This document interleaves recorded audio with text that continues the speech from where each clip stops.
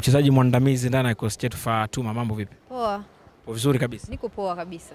Tueleze mchezo wa kirafiki hii leo ulikuwaje, lakini pia maandalizi kiujumla hadi hivi sasa tukitazamia kuanza kwa ligi mwanzoni mwa mwezi wa 4. Cha kwanza kila mmoja amejiandaa vizuri kama unavyoona leo tumecheza friend match, tumefunga mabao mengi zaidi, na kila mmoja yuko tayari kwa ajili ya ligi kuanza mzunguko wa pili, na kila mtu namuona na morali ya kutosha kuelekea kwenye ligi yetu, na nina imani tutafanya vizuri.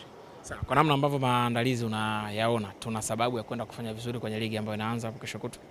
Always mimi nasema kwamba timu yetu ipo ngangali na iko tayari kwa muda wote ule, kwa sababu sisi tumeamua kuingia vitani, kwa hiyo tuko tayari muda wote kwa ajili ya kujiandaa na ligi na tukufanya vizuri.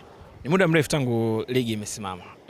Wachezaji mmerudi, mmerudi mna hamu, mna morali au bado mnaanza chini kujitafuta kama ambapo tulisimama pale ambapo tulimalizia?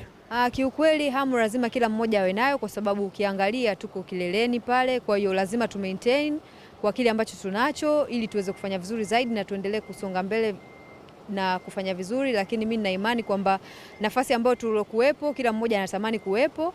Kwa hiyo tukiendeleza juhudi zaidi na imani mpaka mwisho wa ligi tutakuwa sisi ni mabingwa. Kwa hiyo lazima tushikilie pale ambapo tulipokuwa ili tuweze kuendelea kufanya vizuri zaidi.